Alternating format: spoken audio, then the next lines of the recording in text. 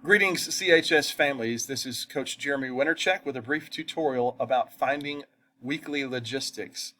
As we talked about at the beginning of the year sports meeting this year, one of our focuses has been on finding ways to communicate logistics to families in a more efficient manner, so that you're not having to wait for a different email or different rank one message to come out for each team, especially since a lot of our coaches are part-time and they're struggling to find the time to do those kind of things. So we're kind of putting those all in one place for you, the families, so that you have that opportunity to just go to one place and find those pieces of information.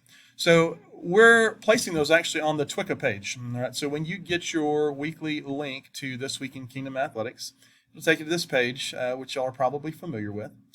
And down at the very bottom of this page, there is a place that says Weekly Updates.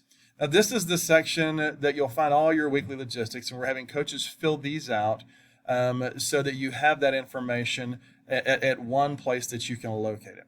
Now, I'll just go down to this is the one that I fill out each week and click on it. When you get here, if you do that, find the team that your child participates in and plays on, and then click on that. This is the one that I create. And then when you get to that page, it's got the weekly reminders and, playing date information, and all the necessary info that families need for the coming week.